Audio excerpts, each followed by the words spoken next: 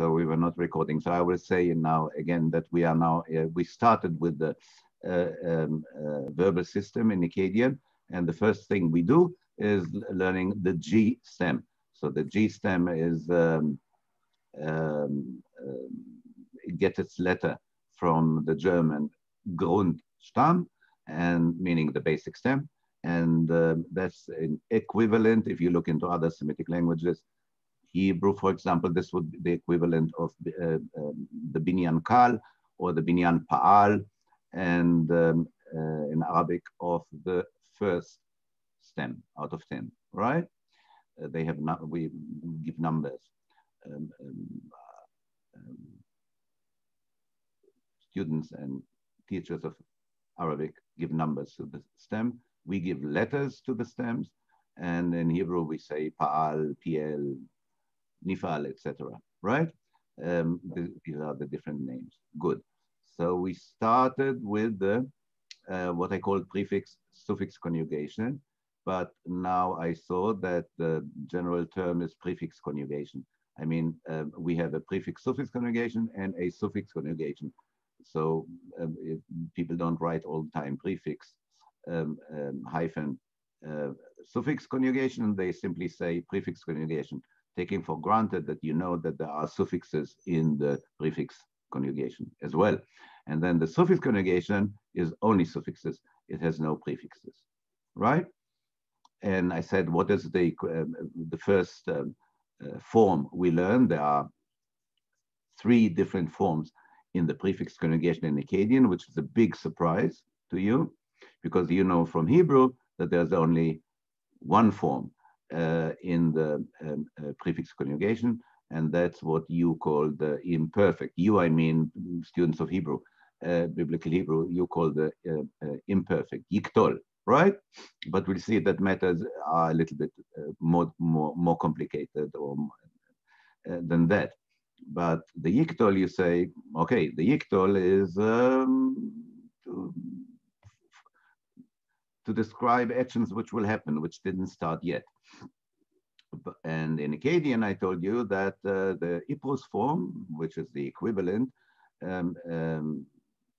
is describing the past events. Now, all this in with some relative. It's a relative saying because, you know, tenses are not really tenses, and there are the relations between them, and sometimes it expresses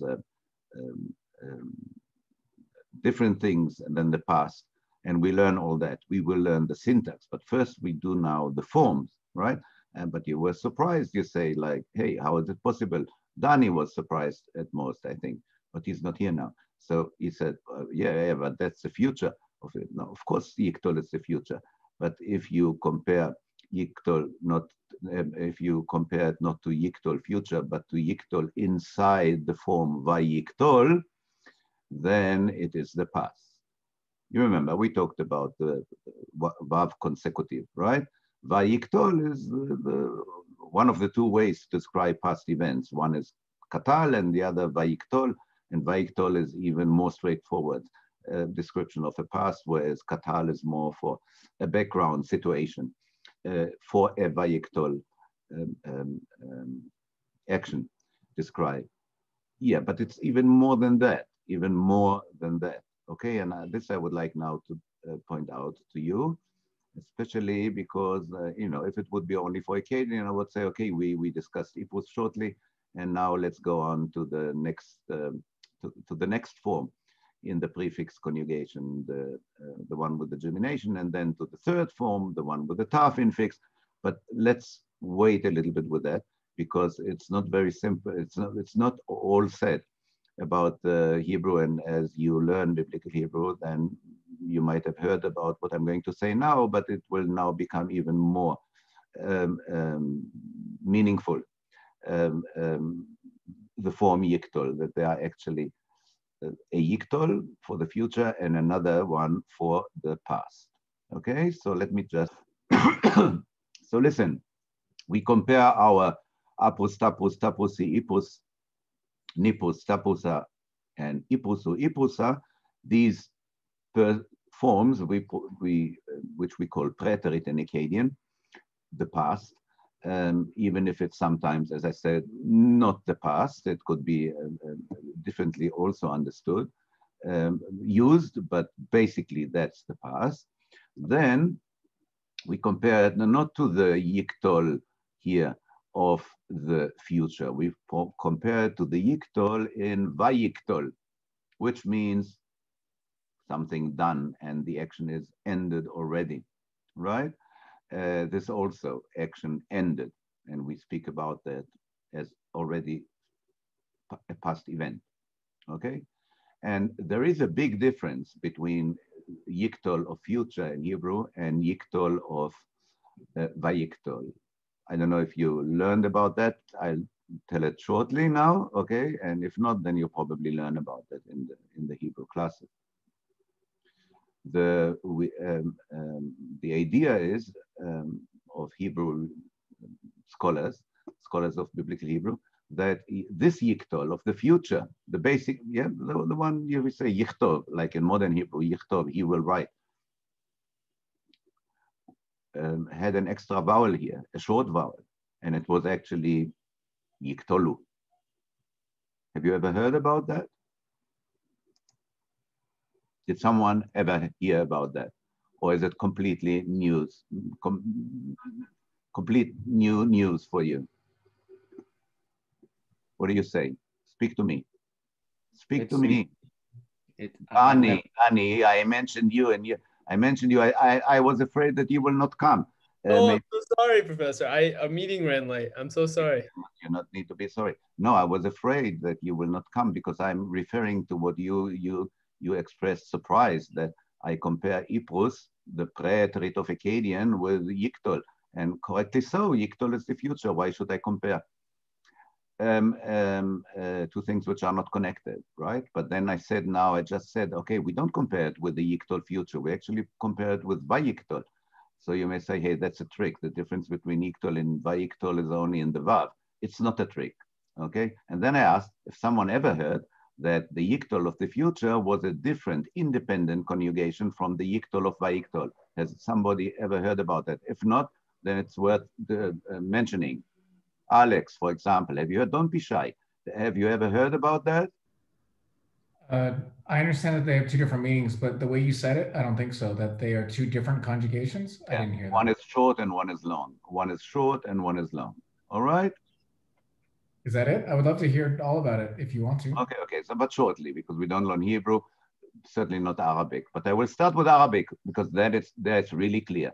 About Hebrew, that's mostly reconstructed, although we can substantiate this reconstruction. But in Arabic, we don't need to reconstruct anything, okay? So this is why the table in this program, okay? I don't say now, you can be a full Assyriologist without knowing Arabic and Hebrew. That's the problem, okay? But let's say here you learn Hebrew and then Akkadian, maybe one day also Arabic. Then what happens I'll enlarge it a little bit. What happens is that we have in Arabic, a form, here's the third person masculine, yaf'al, which is different from yaf'alu, okay? Yaf'alu is the present future. Yaf'alu is the present future. Ya at the beginning, u at the end, u is suffix, okay? There is another yaf'ala, which has some functions, and then comes this form, yaf'al, a zero at the end, okay?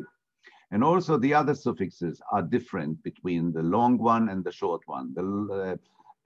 This is, for example, taf'alina, and it becomes taf'ali. So it also gets shortened in a way without the na. Or this is taf'aluna, okay? And it becomes taf'alu, okay? Which is, of course, this u and this u are exactly like this u, and this u is exactly like this u. I mean, they are all combined in all Semitic languages, right? For the third masculine plural, etc. So there is a short conjugation, a short form of the prefix conjugation in Arabic, and they call it majzum, literally the cut down one, the one which is cut, okay? Meaning that the vowels here doesn't appear anymore, and forms, long forms like Ina, Lina became Li, and Luna became Lu, etc. Okay, that's the short form, and it has two functions. One of them is that if you take the word, the negation word lam, which is not, and you add to it the majzum, it negates the past. It negates the past. So whereas yaf'alu, the long form, serves as the present future, yaf'al negates the past in the form lam yaf'al. He did not do something. And then that's the direct connection to Iprus, which is he did something in Akkadian. Okay, you understand the logic? Alex, you understand the logic? Yeah? If not, Yes. then you should ask. Okay? So there are short forms here, right? Very similar to Akkadian. Taf Ali is like Taposi. Sorry for the noise, but hopefully this will stop in a second. There is a ta prefix, of course, for the second person, a feminine, and a long e at the end, right? Like Hebrew Tichtavi, right? But the present future in Arabic is taktubina,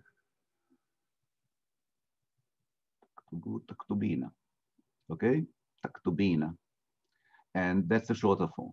And the shorter form is equal to what we learn here, taposi. And here we have in Arabic taf'alu, taf'alu, taf'alu with an u vowel. And suddenly this short form, taf'al, which is equal to iprus, zero ending or here, okay? Ya and e, zero ending here, the third masculine singular, zero ending in both Arabic and in Akkadian, okay? So we connect, or we have to compare the Akkadian preterite, its forms, its prefixes and suffixes, not to the imperfect in Arabic, right, or the present future, but to the majzum, which looks all the same, but for the ending, which is shorter, shortened. Instead of yafalu, yafal. Instead of taf'aluna, taf'alu. It's shortened, okay? And the same, it is scholars of biblical Hebrew say, was in Hebrew as well. There was a yiktolu form, okay? And of course, short vowels at the end became zero, right? This is why we don't have in the noun case endings, etc., right? So yiktolu became yiktol, tiktolu became tiktol, and then the imperfect form now, okay, looks, which was yiktolu, looks exactly like the short form, which was short from the outset, and served as the past if connected to vav consecutive. Wow, consecutive, right? This you know, vayichtov is he wrote, right? So there were two conjugations.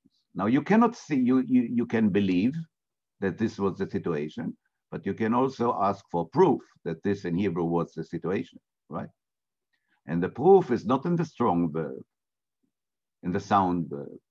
The proof lies in specific points in the paradigm, okay? So the best book to check these things is Joshua Blau's book. Have you heard about that book already? All right, listen, we need to finish. I will send you, I will upload this one document, right? It is called sound verbs in the G stem. Here's the date, 24th December 2020, right?